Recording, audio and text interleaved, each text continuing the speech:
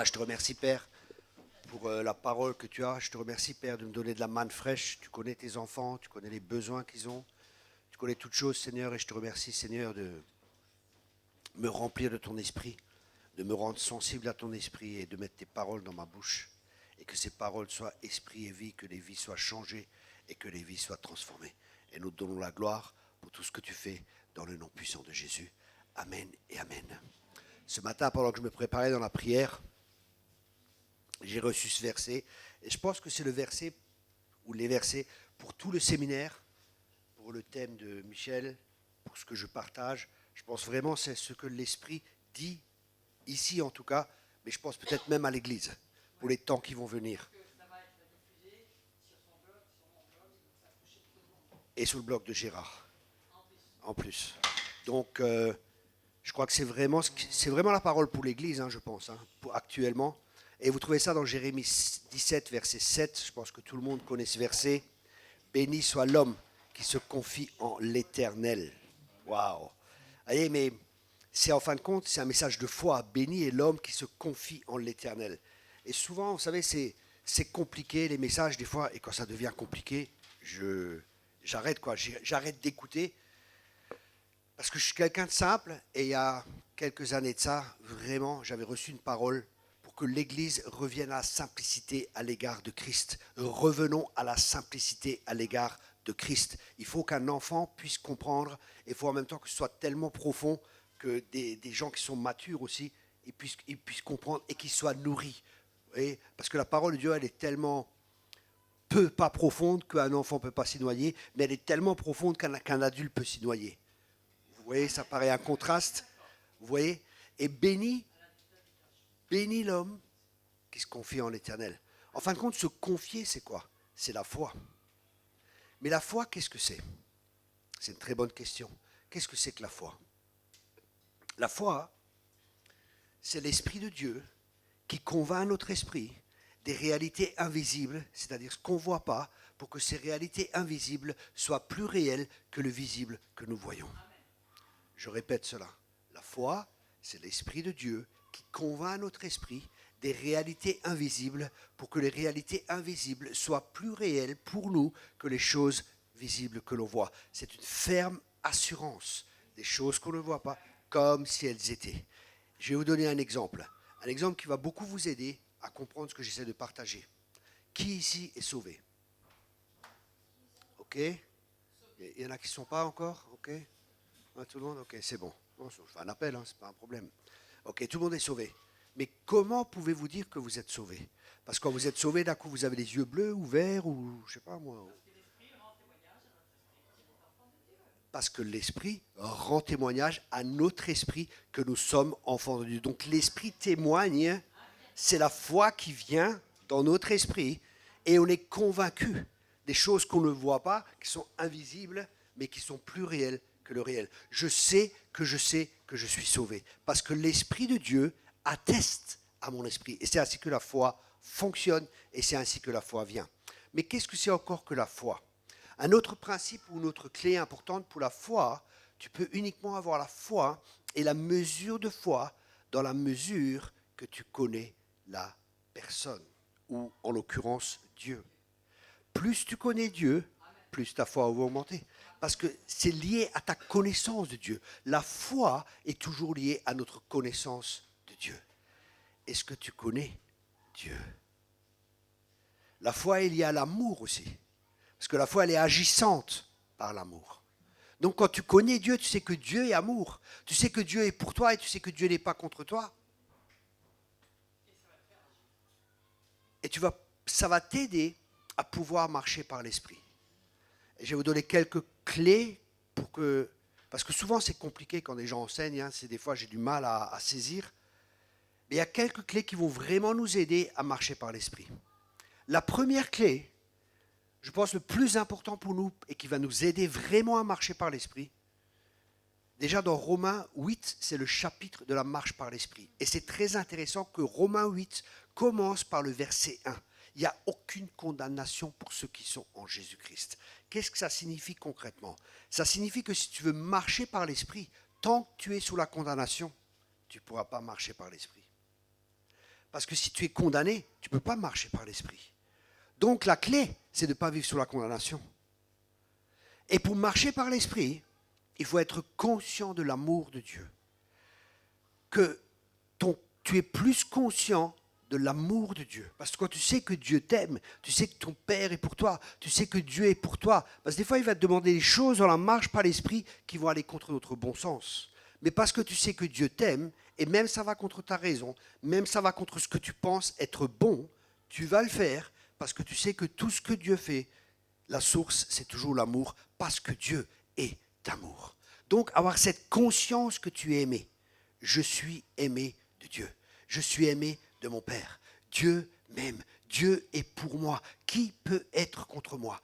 Et tu es tellement dans cet amour, parce que Dieu est amour, et que tu marches dans cet amour. Parce que c'est ça la marche par l'esprit, c'est la marche royale. Et la voie royale, c'est l'amour. Et à ceci, on reconnaîtra que vous êtes mes disciples, à l'amour que vous avez les uns envers les autres. Et ça, c'est l'Église que Dieu est en train de préparer pour la fin des temps. C'est l'Église. La marque, le sceau de cette Église, le sceau, ça sera l'amour. Et l'amour, pourquoi? Parce que Daniel dit, dans la fin des temps, il y a un peuple qui se lèvera et un peuple qui sera fort parce qu'ils connaissent leur Dieu. Waouh! Waouh! Et ceux qui connaissent, c'est ceux qui ont une intimité avec Dieu. Et Dieu cherche des gens qui sont intimes avec lui. Il y a une différence entre une fiancée, une maîtresse et une épouse. Et Dieu désire qu'on soit son épouse. Ça veut dire qu'on ait une telle intimité avec lui. Une maîtresse, elle court un peu partout. Hein. Une fiancée, elle n'est pas encore unie avec lui.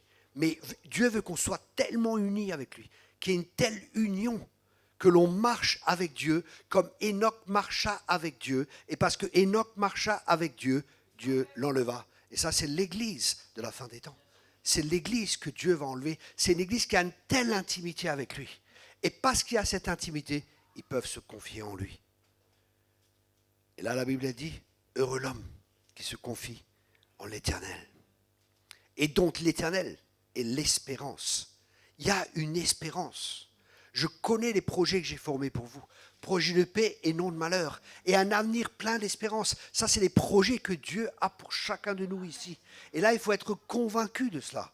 Et la conviction vient de l'esprit parce que l'esprit convainc notre esprit des réalités invisibles. C'est l'esprit de Dieu. Et c'est dans cette communion avec l'esprit de Dieu que cette conviction, que notre esprit sera convaincu que Dieu a des projets de paix et non de malheur et que Dieu a le meilleur pour nous. Même si des fois on ne comprend pas. Et des fois on ne comprend pas, pourquoi?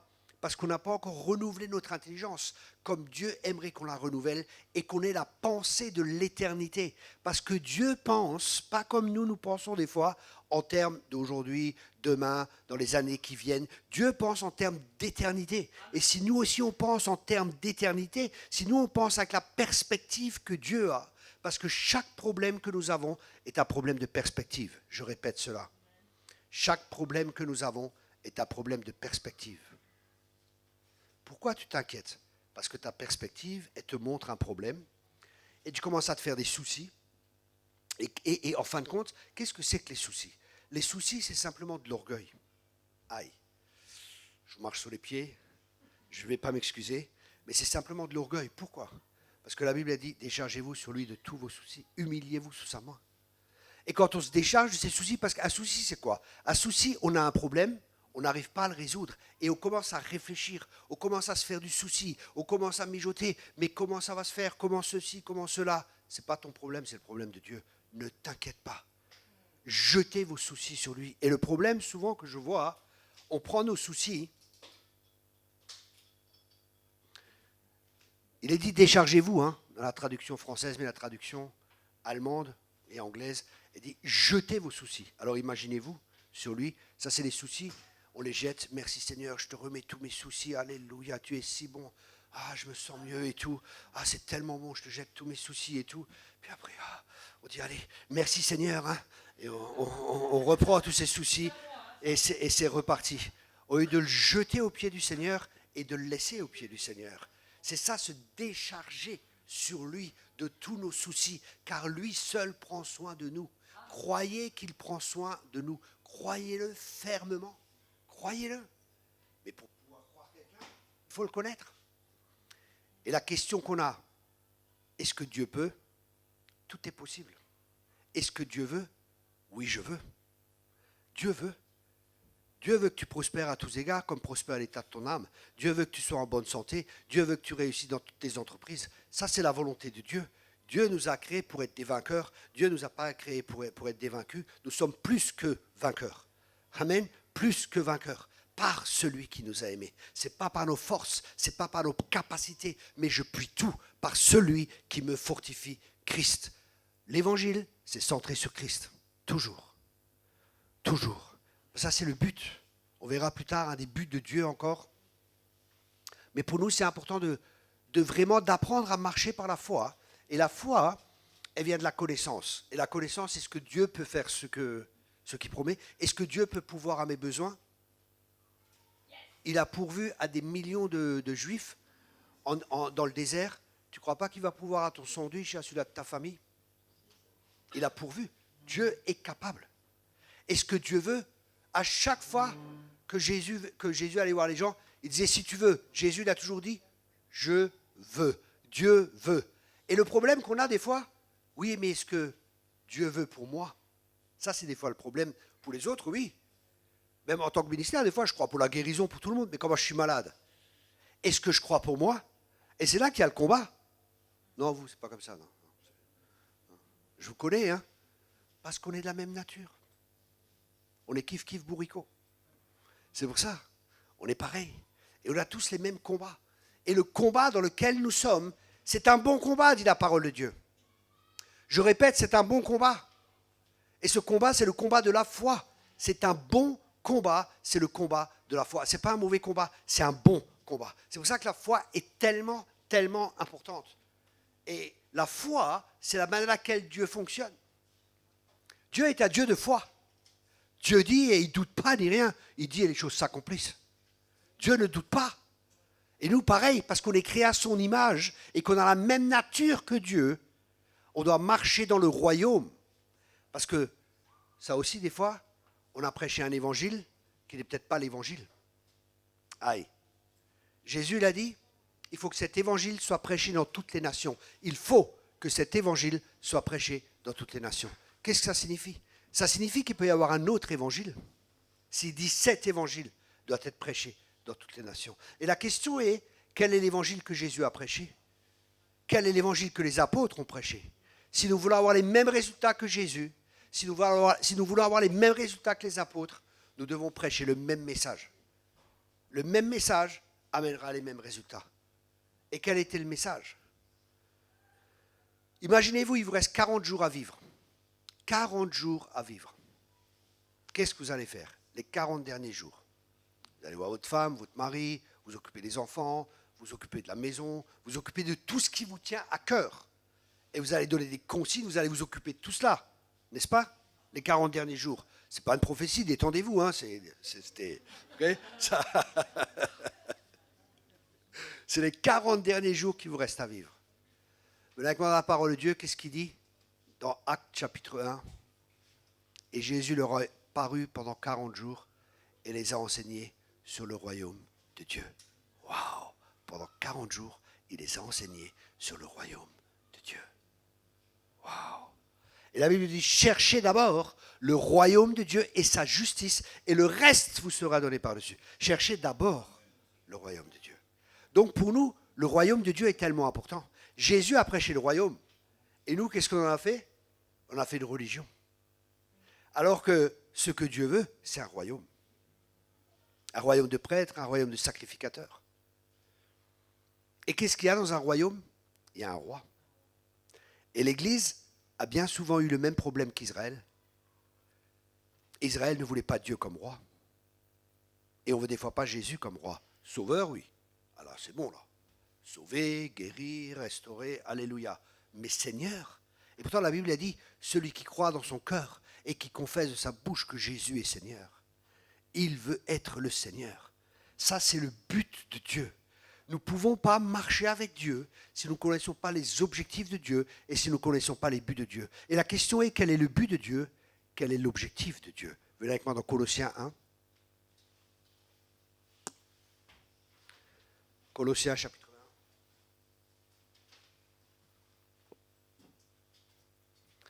1. Au verset 18. Il est la tête du corps de l'Église et le commencement, le premier-né d'entre les morts, afin d'être en tout le premier. Afin d'être en tout le premier. Le but de Dieu, c'est que Christ soit Seigneur de tout.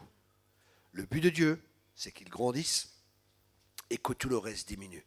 Le but de Dieu, c'est que Christ soit Seigneur à la gloire de Dieu le Père. Et ça, c'est le message. Il n'y a pas d'autre message. C'est le message de l'Évangile. Et le problème, des fois que je rencontre des fois, c'est qu'on a prêché un évangile qui n'est pas complet. On a prêché un évangile de Jésus sauve, mais pas de Jésus Seigneur. Et qu'est-ce que ça a créé comme mentalité chez les personnes? Le problème que ça a créé de prêcher juste Jésus sauveur, mais de ne pas prêcher Jésus Seigneur, ça veut dire on parle de tout ce que Jésus a fait pour nous. Et alors quand on devient chrétien, on a une pensée, tout ce que Dieu va faire pour nous. Mais on n'a pas cette pensée, qu'est-ce que nous, on va faire pour Dieu? Parce qu'on connaît tout ce qu'on a, et ça c'est important, tous nos acquis, c'est très important de connaître ça. Ça, Dieu m'a dit un jour, il y a des églises qui prêchent tout ce que les gens ont comme héritage et tout ça, c'est bien. Et il y en a d'autres, ils prêchent que les devoirs. Mais l'équilibre, c'est de prêcher les deux. De prêcher les devoirs, mais aussi de prêcher ce qu'on a en Christ. Vous comprenez ce que j'essaie de partager? Et ça amène l'équilibre. Il y a des églises que tu es béni, tu es guéri, il a fait ça à la croix et tout ça pour toi. C'est bien. Mais nous, qu'est-ce qu'on fait pour lui? Ou avec lui? C'est plus juste. Et ça, c'est la question. Ça, Jésus est Seigneur. Il n'est pas juste Sauveur. Et Dieu est en train de préparer son Église. Il veut que on le connaisse. Retournez avec moi dans Jérémie, chapitre 17. J'aime bien Jérémie.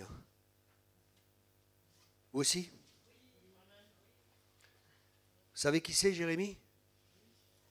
C'est un prophète. Mais c'est le prophète de qui? C'est ça la question. Jérémie, on dit que c'est le prophète du Père. Ésaïe, c'est le prophète du Fils. Ézéchiel, c'est le prophète du Saint-Esprit. C'est ce qu'on dit parce qu'il y a beaucoup de Saint-Esprit dans Ézéchiel. Il y a beaucoup le Père qui se révèle dans Jérémie. Et dans Ésaïe, c'est le Fils, 53 et ainsi de suite, et ainsi de suite. Vous voyez?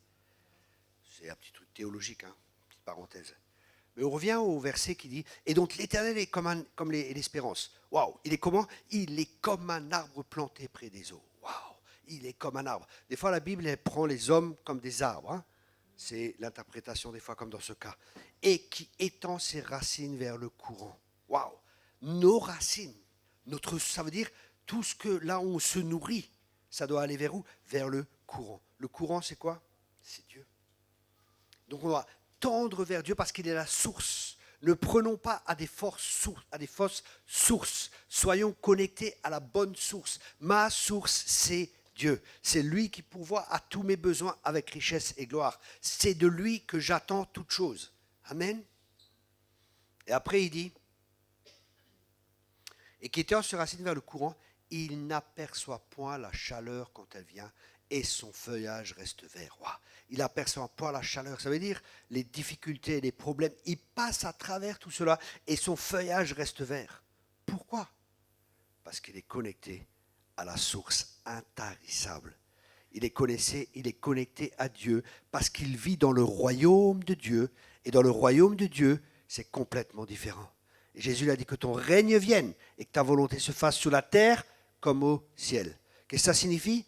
Nous devons prendre conscience que nous sommes transportés dans un nouveau royaume et que nous ne sommes plus dans ce monde, mais nous ne sommes plus dans le royaume des ténèbres, mais nous avons été arrachés au royaume des ténèbres pour être transportés dans le royaume glorieux de son Fils. Et dans ce royaume, j'ai une bonne nouvelle, il n'y a pas de pénurie. Dans ce royaume, Dieu pourvoit, il n'y a pas de problème d'inflation, il n'y a aucun de ces problèmes, il n'y a rien du tout. Et c'est dans cette dimension que Dieu veut que l'on vive. Et pour rentrer dans cette dimension, tout se fait par la foi. On est sauvé par la foi et par la grâce. Par la foi et par la grâce, ce sont les deux éléments qui nous permettent de marcher dans la dimension du royaume de Dieu. Et c'est dans cette dimension que Dieu veut que l'on marche, où le surnaturel devient naturel, où les miracles sont quotidiens, où toutes ces choses, c'est tout à fait normal de chasser les démons, de guérir les malades, de ressusciter les morts, de faire des disciples. C'est tout à fait normal parce qu'on a été transporté dans un autre royaume. Et ce royaume, la Bible, elle dit que c'est un royaume inébranlable. Dieu est en train d'ébranler toutes choses. Mais il y a deux choses qui sont inébranlables. C'est le royaume de Dieu et Christ qui est le roi de ce royaume. Dans quoi sommes-nous fondés? Où sommes-nous? Dans le royaume? Est-ce qu'on est plus conscient du royaume de Dieu? Ou on est plus conscient de ce monde dans lequel nous vivons? Ou est-ce que nous sommes plus conscients? Et cette prise de conscience, elle vient par le renouvellement de l'intelligence. Le renouvellement de l'intelligence n'est pas une option, c'est une nécessité. De renouveler notre intelligence avec la parole de Dieu et le Saint-Esprit qui vont nous aider à comprendre la volonté de Dieu qui est bonne, agréable et parfaite. Et quand on marche dans cette dimension du royaume, on n'est pas comme les gens du monde. Les gens du monde, ils vont voir, il y a plein de problèmes partout. Nous, on est en paix. On sourit. Est-ce qu'on ne va pas passer par des problèmes et des difficultés? Si. Mais on sait que Dieu ne nous délaisse pas. On sait que Dieu ne nous abandonne pas. Pourquoi est-ce qu'on sait ça? Parce que nous sommes, écoutez bien ce que je vous dis, parce que nous sommes le peuple des promesses de Dieu qui sont oui et amen. Avant, quelqu'un a dit oui, Seigneur, bénis ton serviteur. Je regrette, je ne suis pas serviteur. Je ne suis pas serviteur. Je regrette, parce que la Bible a dit, je vous appelle plus serviteur, je vous appelle mes amis. Parce qu'un serviteur, il ne sait pas ce que Dieu fait. Et je sais ce que Dieu fait. C'est une grande différence. Je préfère être un ami de Dieu. Et je ne suis pas un serviteur. Et je ne suis pas un esclave. Mais je choisis d'être un esclave. Aïe, qu'est-ce que c'est que ça de nouveau? Jésus, il a pris, quand il a lavé les pieds des disciples, il a mis le tablier. Et ce tablier qu'il a mis, dans une maison romaine, il y avait plusieurs fonctions parmi les esclaves. Et le dernier des esclaves, c'est celui-là qui lavait les pieds des disciples. Enfin, des gens, pardon. Il lavait les pieds des gens qui venaient. Parce qu'avec le sable et tout, ça avait commencé, les pieds. Avec les marches et tout.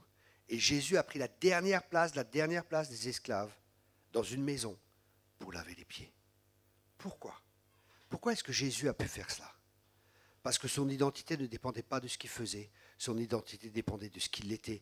Il savait qu'il était fils de Dieu, et parce qu'il était fils de Dieu, et parce qu'il est roi, il pouvait servir comme un esclave tout en étant roi. Avoir une mentalité de roi et servir comme un esclave. Je vous encourage, j'ai une école biblique par correspondance, des milliers d'élèves à ce jour, en clé USB, je vous encourage à faire notre école, ça va plus que vous bénir. Ça va changer votre mentalité, ça va vous amener dans la mentalité du royaume, ça va changer votre compréhension. Il y a je ne sais pas combien de milliers de gens qui ont fait cette école et j'ai plein de témoignages de vie transformée. Je vous encourage à la faire. Si vous êtes intéressé, vous pouvez aller sur notre site internet hmtransformation.com. Trouver l'école. C'était comme à la télé, vous voyez, un moment de pub. Voilà, la pub est passée. On passe de nouveau aux choses sérieuses. Ben, c'est sérieux quand même l'école, parce que ça change vraiment la vie. On a beaucoup de témoignages. Donc, vous voyez, c'est une mentalité qu'on doit avoir.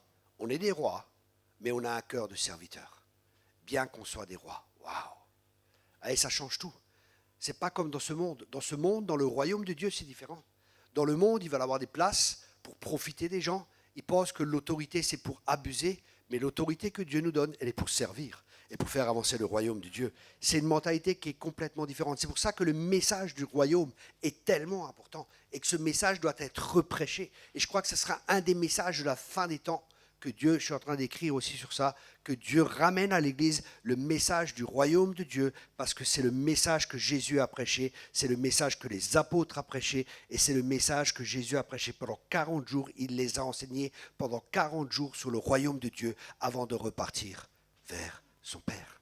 Et s'il les a enseignés, c'est c'était tellement important pour lui. Et ce qui est important pour lui doit être important pour nous.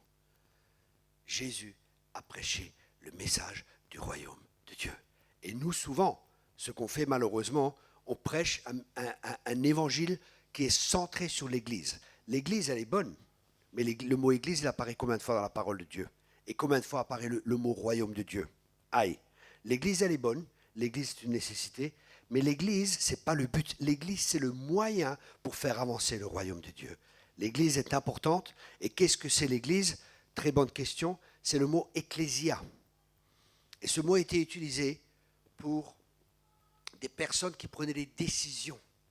Ça veut dire que nous, sur cette terre, nous sommes là pour prendre des décisions, pour lier ou pour délier. Je vous ai donné les clés du royaume avec lesquelles vous pouvez lier et avec lesquelles vous pouvez délier. Et maintenant, écoutez-moi bien. Je vois souvent des gens, nous lions ceci, nous lions, nous délions, et nous chakalaba, kipushukapa, kebosokoto, sakaba. Imaginez-vous, depuis 2000 ans, il y a des gens qui lient le diable, mais d'avoir des milliers de tonnes de cordes autour de lui et tout ça. Qu'est-ce que ça signifie lier et délier? La pensée juive, lier et délier signifie permettre ou ne pas permettre. C'est aussi simple que ça. Arrêtez de lier. Permettez ou ne permettez pas. C'est aussi simple que ça.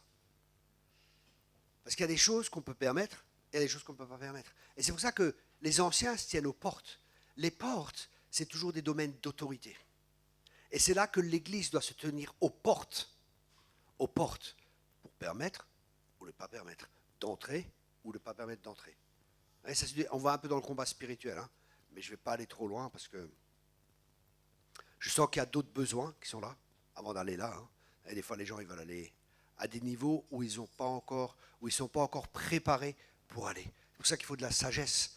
Tout le monde ne peut pas aller dans certains niveaux de combat spirituel. Il y a des niveaux de combat spirituel où on ne peut pas amener un bébé, on ne peut pas amener un enfant, on ne peut pas amener un jeune homme. Il faut qu'il y ait des gens qui soient matures, des gens qui connaissent la parole de Dieu et l'importance de la parole de Dieu. Des gens qui sont arrivés à maturité, des gens qui savent discerner, des gens qui sont plus au lait, des gens qui sont à la nourriture solide. Vous comprenez?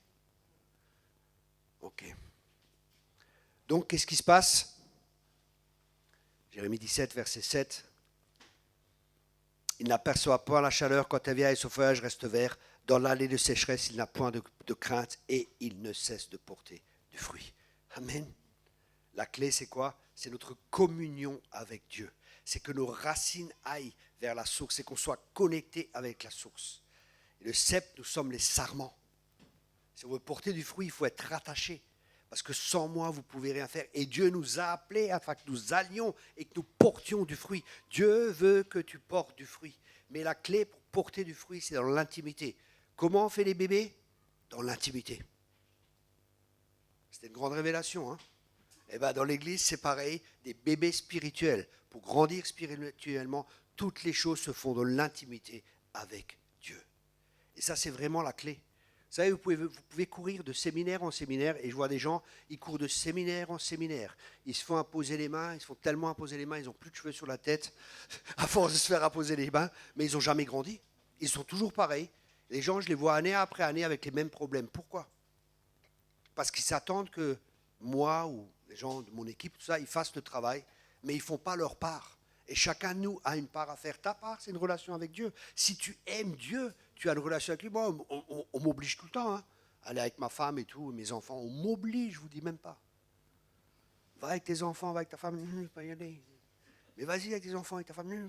Est-ce que je suis comme ça? Non. Et avec Dieu, c'est pareil, c'est une relation d'amour avec Dieu. On aime être avec Dieu. J'aime ta présence. Le peuple de la fin des temps, c'est un peuple qui fera la différence à cause de la présence de Dieu. Rappelez-vous le premier message quand j'ai commencé avec Josué.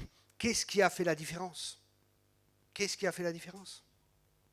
Quand Dieu il a dit à Josué, dis qu'il prenne l'arche et qu'il passe à travers le Jourdain. L'arche est venue. Et la présence a fait la différence. La présence de Dieu dans notre vie fera la différence. Nous avons besoin de sa présence. Et nous sommes le peuple aussi de la présence de Dieu. C'est pour ça que c'est important que nous soyons intimes avec Dieu. Et quand on a cette intimité avec Dieu, il y a la présence de Dieu qui est là. Vous savez, vous pouvez faire des réunions dans les églises autant que vous voulez. Vous pouvez chanter des Alléluia, vous pouvez avoir les derniers spots, vous pouvez avoir tout ce que vous voulez. Vous pouvez mettre les essuie-glaces en truc, vous pouvez faire plein de trucs. Vous savez, ça me rappelle une histoire. Écoutez bien ce que je vous dis. Écoutez bien ce que je vous dis. Élie était là. Et les faux prophètes étaient là. Vous vous rappelez de l'histoire? Et qu'est-ce qu'ils ont fait les faux prophètes? Ils ont dansé, ils ont chanté, ils ont tout fait. Ça me rappelle des fois les églises charismatiques. Pour que le feu descende. Mais le feu n'est pas descendu. Parce que le feu descendra quand Dieu décide que ça descend. Et le feu ne descend pas à travers toutes nos mascarades. Pour que le feu descende, il faut qu'il y ait un sacrifice sur l'autel. Et quand il y a un sacrifice, le feu descend. Le sacrifice appelle le feu.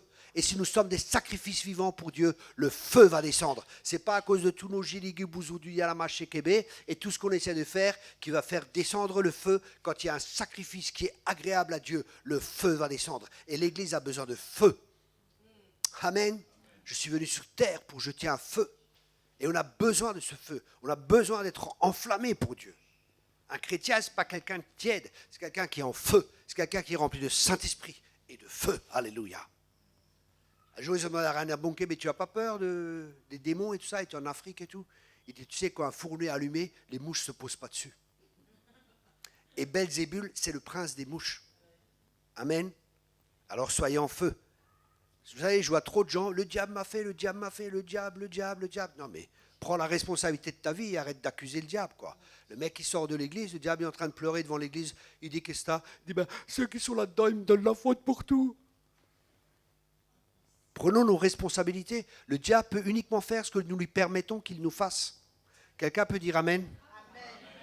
Jésus a dit, l'ennemi vient, il n'a aucune prise en moi. Il n'a aucune prise en moi. Amen. Et il ne pouvait rien faire à Jésus jusqu'à ce que son temps était venu. Jusqu'à ce que son temps était venu. Il ne pouvait rien faire. Il voulait jeter de la falaise, il passe entre. Nous, c'est pareil. Tant que notre temps n'est pas venu, toute arme forgée contre nous sera sans effet. Toute langue qui s'élèvera contre nous, on la condamnera, car tel est l'héritage des serviteurs de l'Éternel. Ancien Testament, maintenant, les amis de l'Éternel. Amen. Ça va? Vous recevez? Vous avez encore faim? Ok. Ça, c'était un message. On va passer au prochain. On a encore un peu de temps? Oui. Ah, Gérard, il veut se reposer. 2 minutes, oui. Il montre. À 2 heures. Ok. Je vais encore partager un peu sur autre chose. Comme on a dit, on est dans les temps de Josué. Et qu'est-ce qui se passait le temps de Josué et de Caleb? Il a envoyé les espions. Ah ouais, tiens, j'ai prêché sur ça. Ça, c'est pas mal, ça. C'est pas mal. Merci, Seigneur. Merci, Seigneur. Là, avec moi dans le nombre, 13. Il faut que je remette mes lunettes. J'avais prévu autre chose, mais pendant que je parlais, j'ai eu cette pensée. Nombre 13. Alléluia. Ça correspond à ce que j'avais commencé, que je n'ai pas fini avant. Dieu dit à Moïse, vas-y, envoie 12 espions pour qu'ils explorent le pays que je leur donne. Donc ils ont dû aller pour explorer, plus ou moins une cartographie spirituelle. Je sais que vous êtes des groupes de combat spirituels, hein. Donc ils sont allés faire ce qu'on appelle une cartographie spirituelle, ils sont allés repérer ce qui se passe, parce qu'il y en a qui disent que ça n'existe pas, et ainsi de suite. Hein. Vous savez tout ce qui se passe dans le monde chrétien. Ok. Donc, il dit voilà, allez-y et voyez ce qui se passe. Et là, ils disent, il y en a 10 qui viennent, qui font un rapport, et 2 autres, ils font un autre rapport. Pourquoi est-ce que 10 font un rapport différent des 2 autres? C'est une très bonne question. La Bible a dit qu'ils avaient un autre esprit. Ça, c'est la première chose. Le deuxième point, j'écoute le Saint-Esprit, merci. Le deuxième point, c'était quoi? C'est que Josué et Caleb, ils faisaient plus confiance à la parole de Dieu qu'à ce que leurs yeux voyaient. Mais ce n'est pas fini. Il y a encore un autre point qui est important. Et celui-là, il est maintenant important pour chacun de nous ici. Je croyais que j'avais un ministère de réveil, pas un ministère de sommeil. Oh, Rabashikarama Sakava Shakava. Réveille-toi, toi qui dors, d'entre les morts. Alléluia. Nombre 13. Nombre 13. Alléluia. Le pays que nous avons parcouru pour l'explorer est un pays qui dévore ses habitants. Tous ceux que nous avons vus sont des hommes d'une autre taille et nous y avons vu les géants, enfants d'Anak, de la race des géants. Nous étions à nos yeux et aux leurs comme des sauterelles. Nous étions à nos yeux et aux leurs comme des sauterelles. Maintenant, j'ai une question à te poser. Ici, on est en Normandie. Combien mesure une personne? À peu près 1,70 m. Combien mesure une sauterelle? À peu près 5 cm. De 1,70 m, de 5 cm à 1,70 m, ça fait x 34. Ça veut dire qu'ils voyaient des gens qui avaient 1,70 m x 34. Ça fait 34 divisé par 2, ça fait 60 mètres à peu près. Vous avez déjà vu des gens de 60 mètres, vous? Vous avez jamais vu? Non, jamais vous avez vu ça. Pourquoi vous n'en avez pas vu? Voilà. Et pourquoi eux, ils en ont vu? Écoutez bien. Pourquoi eux, ils en ont vu? Écoutez bien. Si je pose une question, ce n'est pas que vous répondiez, c'est que vous réfléchissiez. Pourquoi est-ce qu'ils en ont vu? C'est une très bonne question, merci beaucoup. Écoutez bien ce que je vous dis. C'est un message pour maintenant et pour les temps qui vont venir. Parce que sur le pays, il y avait un esprit de peur. Et la peur déforme notre perception. Rappelez-vous au début du message, quelle est la perspective que tu as? La peur déforme notre perspective. Quand on a un problème, souvent, le problème devient beaucoup plus grand qu'il est. Parce qu'au lieu de regarder aux promesses de Dieu, on regarde notre problème, et notre problème devient un géant. Au lieu de savoir que c'est Dieu, le géant des géants et des géants et des géants, au lieu de regarder la grandeur de Dieu, on regarde notre problème. Ce sur quoi tu te fixes, ce sur quoi tu te concentres, c'est ce qui va grandir dans ta vie. À quoi regardons-nous? Levez les yeux, dit la parole de Dieu. Quand vous verrez ces choses arriver, levez les yeux. On lève les yeux vers qui? Vers Dieu. Amen. On lève les yeux à lui. Plus on contemple Jésus, plus on est transformé de gloire en gloire. C'est lui que nous devons regarder.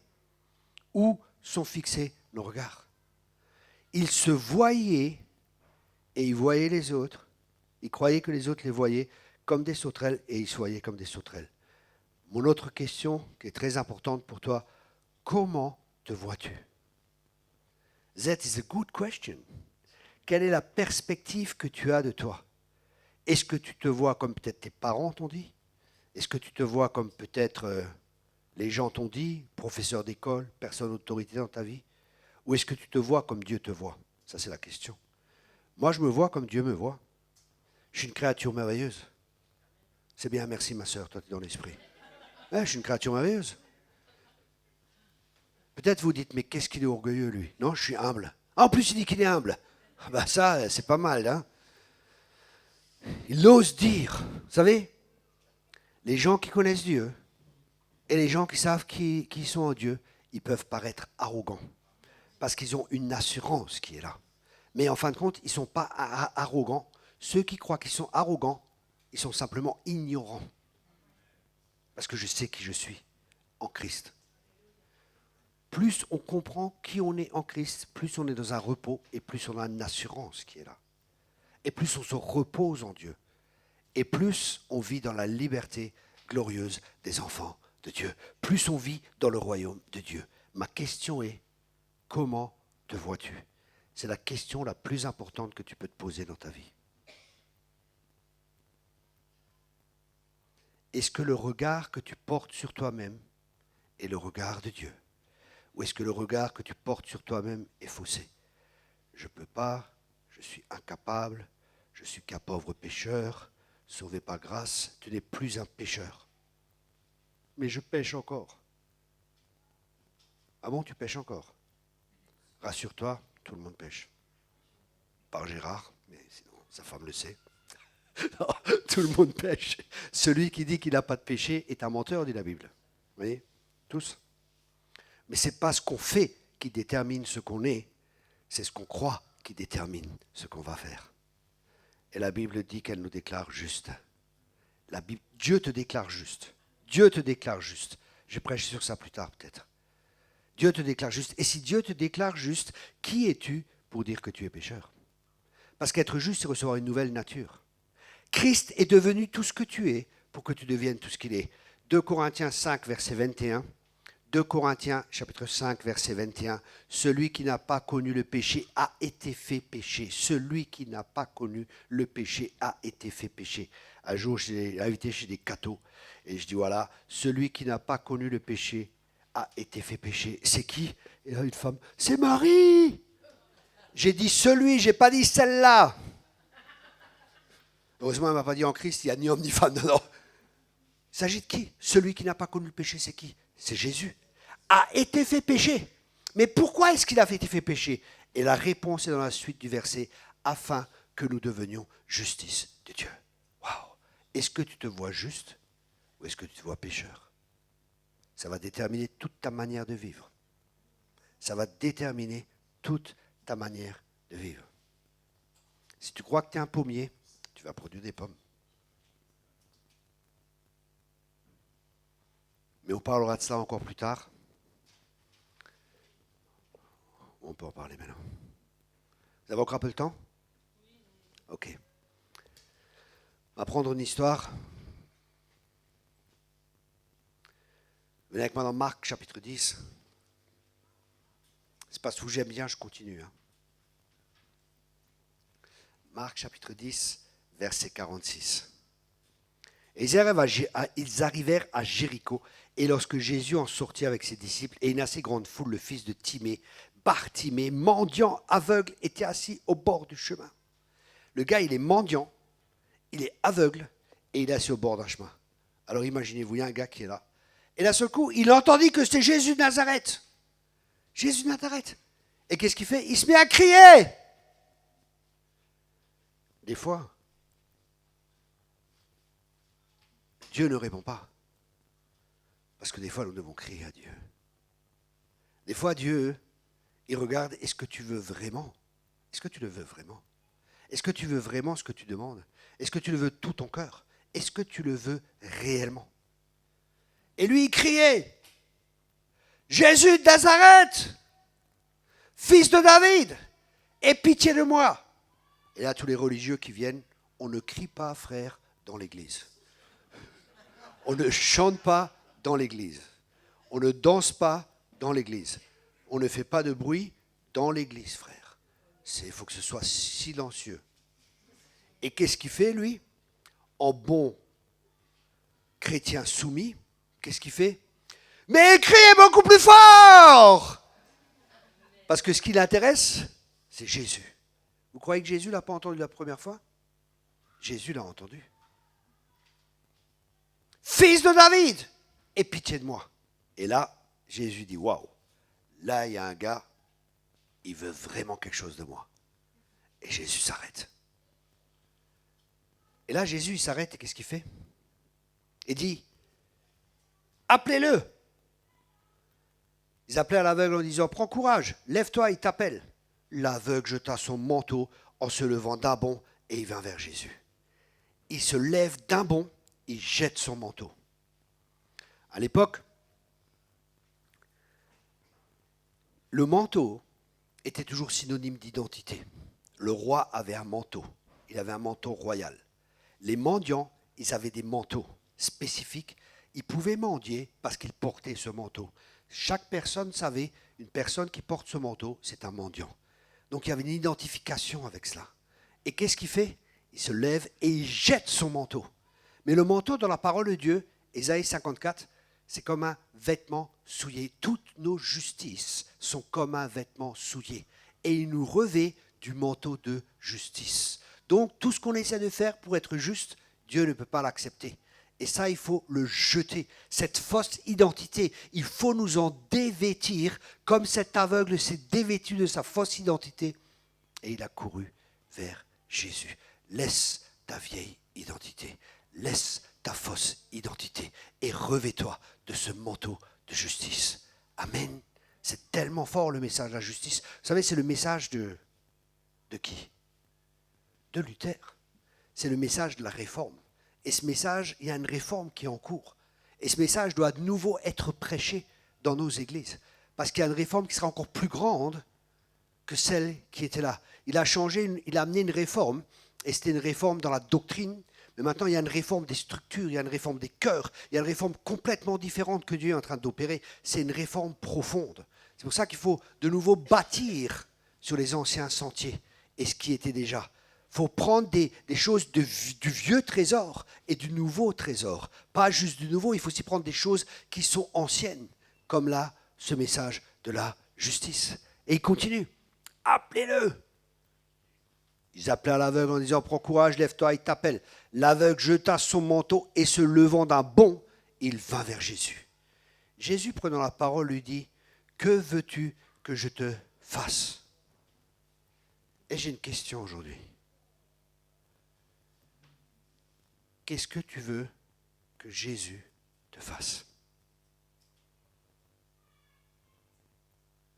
Qu'est-ce que tu veux que Jésus te fasse? Tu as quelque chose de concret? Il était concret. Dieu est un Dieu concret. Qu'est-ce que tu veux que Dieu te fasse? Qu'il me bénisse, Non, mais qu'est-ce que Dieu veut qu'est-ce que tu veux que Dieu te fasse? Sois précis dans tes prières. Sois concret dans ta prière. Sois concret. Que veux-tu que je te fasse? Rabouni, lui répondit l'aveugle, que je recouvre la vue. Et Jésus lui dit, va, ta foi t'a sauvé. Waouh! À nouveau, la foi. Aussitôt, il recouvra la vue et suivit Jésus dans le chemin. Vous savez, comprendre le message de la justice va nous aider à voir spirituellement, va nous aider à voir comme Dieu voit, va nous aider à avoir la perspective de Dieu sur nous-mêmes, va nous aider à avoir la perspective de Dieu sur les circonstances, et ça va changer toute notre vie, toute notre manière d'être. C'est pour ça que l'école biblique de Thierry Kopp est tellement importante, parce qu'elle va changer ta manière de voir, elle va changer ta perspective, elle va changer ta compréhension, elle va changer toute ta vie. Tu vivras dans le monde, mais sans être du monde. Et parce que tu viens d'un autre monde, tu amèneras les choses qui sont dans l'autre monde, dans ce monde, pour influencer, pour impacter ce monde et pour changer ce monde. C'est ce que fait le sel. Le sel, il l'impacte. Le sel change. Le sel transforme. Et nous sommes le sel de la terre. La lumière et l'éclair. Vous savez, je vois des gens, ils font plein de combats spirituels et des fois je me dis, mais qu'est-ce qu'ils font à se fatiguer là? Imaginez-vous, vous arrivez dans une pièce, il y a du bon combat spirituel, hein, comprenez-moi bien. Mais je vois des fois du combat spirituel, je me dis, oh Jesus, qu'est-ce qu'ils font encore comme cinéma là? Quand il y a des ténèbres dans une pièce, les spécialistes du combat spirituel, ils arrivent au Ramashikaraba Sekebe Shikubusharata, Shukama, ils commencent à combattre et tout. Le chrétien qui sait, il appuie sur l'interrupteur. Le chrétien qui sait, il appuie juste sur l'interrupteur. Vous comprenez ce que je veux dire? Je vois des fois des gens, ils sont tout le temps en train de goulou, boulou, goulou, boulou. Mais calme-toi, quoi. Détends-toi. Vous savez, et je voyage un peu dans le monde entier, hein, et je voyage dans différentes dénominations et tout ce que vous voulez. Comment je peux expliquer ça? Voilà. Je me rappelle un jour, j'arrive dans une église, les gars, ils sont là. Nous détruisons les haut-parleurs du diable, nous détruisons cela, nous détruisons cela. Je dis, voilà, qu'est-ce qu'ils sont en train de faire? Quel cinéma, quoi. Et les gens étaient là, alléluia, chikalaba, oulala, bibibi, bibiba. L'autre fois, je vais dans une église, je prêche. Et je prêchais sur l'armure. Et je dis, vous savez, il y a des chrétiens, le matin, ils se lèvent, ils mettent le casque du salut, ils mettent les chaussures pour annoncer l'évangile, prennent le bouclier de la foi, l'épée de l'esprit, la cuirasse de la justice, c'est des tueurs, quoi. Et ils sont prêts à sortir. Et tous les jours, ils font ça. Première question, pourquoi vous êtes dévêtus? Bonne question. Et comme ça, je prêche dans l'église et tout. Et à la fin, c'était une femme, pasteur, elle vient. Elle me dit, je ne suis pas d'accord avec votre message. Je dis, ah bon, pourquoi? Elle me dit, parce que nous, on fait ça tous les jours. Je dis, écoutez, c'est la première fois que je viens chez vous et je prêche sur ça. Peut-être que Dieu vous parle. Non, c'est pas possible ici et ça. Je dis, ok. Dans un autre groupe que j'étais, c'était un grand groupe de combats spirituels. Je dis, vous savez, il y a plein de combats qui sont inutiles et tout. Et je commence à parler un peu sur tout ça. Et le pasteur, à la fin, il vient et il dit, je ne suis pas d'accord du tout avec l'enseignement. Il y avait plus de 1000 personnes, 1200 personnes. Il dit, je ne suis pas d'accord avec l'enseignement de Thierry Kopp, ici et ça. Je dis, bon, c'est son problème. Moi, j'amène le message de Dieu. Devant tout le monde, il dit, je ne suis pas d'accord. Je reste assis, tranquille, je ne dis rien. Après, on va manger ensemble. Il dit, oui, tu sais, ce que tu dis, c'est vrai. Mais pour toi, mais pas pour les gens, tu sais, ils pêchent et tout, et ci et ça. Je n'ai même pas répondu, quoi. Il y a des combats qui sont inutiles. Le vrai combat, écoutez bien maintenant ça. Écoutez bien cela. Écoutez bien cela. Quand vous regardez le combat spirituel dans le Nouveau Testament, la plupart du combat, c'est contre la chair. La plupart. Le vrai combat que nous avons, c'est demeurer en lui. Demeurer en moi. Et je demeurerai en vous. Quand on demeure en Christ, mais qu'est-ce que le diable peut te faire, quoi? Si tu es caché en Christ, si tu es en Christ. Et ça ne veut pas dire que Dieu ne te dit pas de faire des actes prophétiques ou de faire des choses après. Mais souvent, les gens, ils s'éparpillent ici et ça, et il n'y a rien qui se passe, quoi. Mais quand on demeure en lui, et que Dieu nous donne des révélations de faire des actes prophétiques. Je me rappelle un jour, j'étais dans une église. C'est au Costa Rica, j'arrive. Et le Seigneur me parle, il me dit, tu parles au pasteur et tu lui dis que il faut faire le tour de l'église, il faut mettre de l'huile partout dans l'église, et il faut demander pardon d'avoir permis à Jézabel d'avoir la place dans l'église. C'est la première fois que je vais dans l'église, je ne connais rien, je ne sais rien. Je dis ça au pasteur, il me dit oui. On était une église de 400 personnes, on est descendu à 50 personnes ou 60 personnes. Il y avait Jézabel qui a attaqué l'église. Il s'est repenti d'avoir permis ça. On est allé autour de l'église, on a mis de l'huile. Le problème était réglé. Et c'est sous la direction de l'Esprit de Dieu qu'il faut faire la guerre.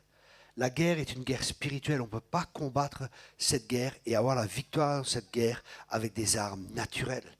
Et beaucoup de choses, je vois, c'est souvent la chair. Des gens qui veulent faire, qui ont une bonne motivation, qui veulent faire pour Dieu, mais le problème, c'est qu'ils font pour Dieu, mais pas avec Dieu. Et ça fait toute la différence. Vous comprenez ce que j'essaie de partager? David ne menait aucun combat. Chaque combat qu'il menait, il consultait l'Éternel. On ne peut pas partir à la guerre comme ça parce qu'il y a un chef. On revient à la seigneurie de Jésus. Et le chef des armées, c'est l'Éternel des armées. Et c'est lui qui dirige les troupes. C'est lui qui va nous dire, allez là-bas, faites ceci, faites cela. Et quand on fera ce qu'il nous dit, il y aura des grandes victoires. David, il avait tout le temps des victoires, excepté quand il a désobéi. Mais tant qu'on est obéissant, tant qu'on marche dans cette obéissance, et ce n'est pas une obéissance par crainte, mais c'est l'obéissance par amour. Parce qu'on aime Dieu, on lui obéit. Et c'est là qu'on aura des grandes victoires. Et ça, c'est l'église que Jésus est en train de préparer. C'est une église qui a une intimité avec lui. Parce que tout découle de l'intimité. Je répète cela. Tout découle de l'intimité. Si je n'ai pas d'intimité avec Dieu, je n'ai rien à vous amener. Mais ce matin, j'ai pris du temps avec le Seigneur. J'ai pris du temps aussi, tout le temps, je suis tout le temps en communion avec Dieu. Tac, m'arrive. Là, j'étais par exemple, vous savez, la vie de l'esprit, c'est très simple. Nous, on complique tout. Là, j'étais en Allemagne chez des disciples que je forme, et on arrive dans un magasin et tout. Il y avait une femme devant moi, et une autre qui arrive, et on commence à discuter. Je commence à discuter avec elle, je ne sais plus comment la discussion s'est entamée. D'un seul coup, elle me dit, on vient d'Ukraine et tout. Je leur dis, c'est difficile quand même en Ukraine et tout, la guerre et tout, et ci et ça. Et je sentais l'amour de Dieu, mais fort, quoi. Et je parlais avec cette femme et tout, je dis, vos maris et tout. Et je sentais l'amour, mais en même temps la souffrance de ces femmes comme ça, et je les regarde comme ça. Je dis, c'est dur. Et les larmes commencent à couler, je commence à pleurer et tout. Et je parlais à cette femme, elle était comme ça. L'autre était déjà partie, l'autre était comme scotchée, elle ne pouvait plus bouger, tellement qu'il y avait l'amour de Dieu. Et je lui parlais du Seigneur et tout, et après, elle est partie, elle est rejointe, et je la voyais, elle était vraiment touchée par le Seigneur. Elle va rejoindre sa copine, et je la vois de nouveau sur le parking. Je fais, ça va. Et je fais juste comme ça. Elle court dans mes bras, elle jette dans mes bras. L'amour de Dieu, la marche par l'esprit, c'est la marche par l'amour. C'est pas juste 2 heures par semaine, le dimanche matin, qu'on marche par l'esprit. La marche par l'esprit, c'est même pas une marche par l'esprit, c'est une vie par l'esprit. Et c'est tout le temps, au supermarché, là où tu es, partout où tu es. C'est normal de marcher par l'esprit. C'est normal d'avoir une parole de connaissance pour la caissière. C'est normal d'avoir... La caissière, elle me dit, mais écoutez monsieur, quand je vous vois, vous avez toujours le sourire. C'est normal, je suis heureux. Elle me dit, mais je dis, ouais, j'ai un secret. Elle me dit, bon, c'est quoi? Je ne vais pas vous le dire. Les poissons, on les attrape comment? Avec de l'appât. On ne donne pas tout de suite l'appât. Je ne vais pas vous le dire. Je dis, si, madame, je vous aime bien, je vais vous le dire. Je suis amoureux d'un homme.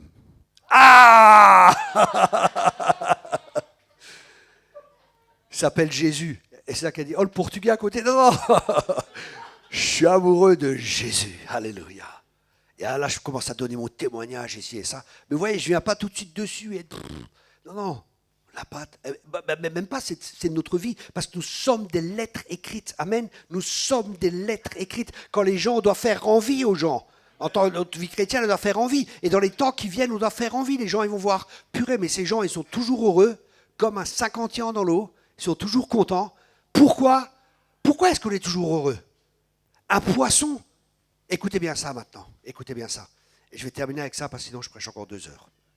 Je me connais. Écoutez bien ça. Quand Dieu, il a créé les arbres et la verdure, qu'est-ce qu'il a fait? Il a parlé à la terre. Parce que la verdure et les arbres dépendent de la terre. Quand il a créé les poissons, il a dit que l'eau produise. Pourquoi? Parce que les poissons dépendent de l'eau. Mais quand il a créé l'homme, qu'est-ce qu'il a fait? Dieu s'est parlé à lui-même. Créons l'homme à notre image. Pourquoi? Parce qu'on dépend de Dieu. Comme le poisson dépend de l'eau, comme les arbres dépendent de la terre. Nous, on dépend de Dieu. C'est pour ça que tous ont été privés de la gloire de Dieu. Mais quand on connaît à nouveau Christ, on est nouveau dans cette gloire. Alléluia. Dans cette gloire merveilleuse. Et on est nouveau dans notre environnement où on peut réellement vivre. Le poisson, il ne vit pas hors de l'eau. L'être humain, il ne peut pas vivre hors de la gloire de Dieu. Et c'est pour ça qu'on est nouveau dans sa présence, on est nouveau dans sa gloire, et c'est là qu'on vit, et qu'on va de gloire en gloire, et de victoire en victoire. Et parce que nous sommes nouveaux, de nouveau dans cet élément. So beautiful. La vie chrétienne, c'est merveilleux. Non mais tu comprends pas, frère. Si, je comprends. Son joug est doux, son fardeau est léger. Je suis rempli du Saint-Esprit et de tristesse. Non, je suis rempli de Saint-Esprit et de joie. Amen. Et la bonne nouvelle, c'est qu'on vit dans un royaume et qu'il y a une joie qui n'est pas une joie de ce monde. Une joie qui ne dépend pas des circonstances. Parce que ça ne veut pas dire qu'on ne va pas traverser des circonstances difficiles. Mais dans toutes ces choses, nous sommes plus que vainqueurs. Quand tu passes par la vallée de l'ombre de la mort, ça ne veut pas dire qu'on ne va pas passer par la vallée de l'ombre de la mort. Mais il est dit passer, il n'est pas dit rester. Au bout de chaque tunnel, il y a toujours la lumière. Quelqu'un peut dire amen ici? Ah, il y a comme des chrétiens dans la salle. Ça me rassure, ça me rassure. Amen. Dieu est bon. Amen.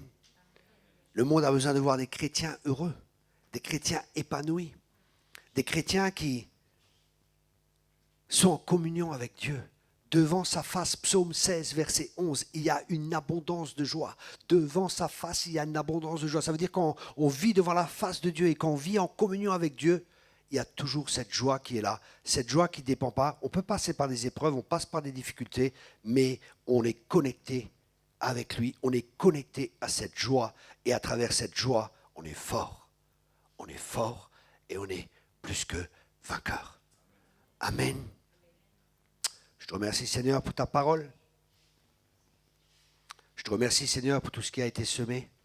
Et je te remercie, Père, pour les révélations que tu donnes à ton peuple.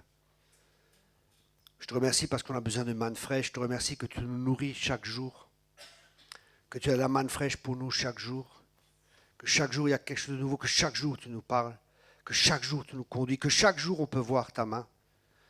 Et que tu es un bon Père. Que tu ne nous délaisses pas, tu ne nous abandonnes pas. Tu dis dans ta parole, même si ton père ou ta mère te délaisse ou t'abandonne, moi, je ne t'abandonnerai jamais. Alléluia.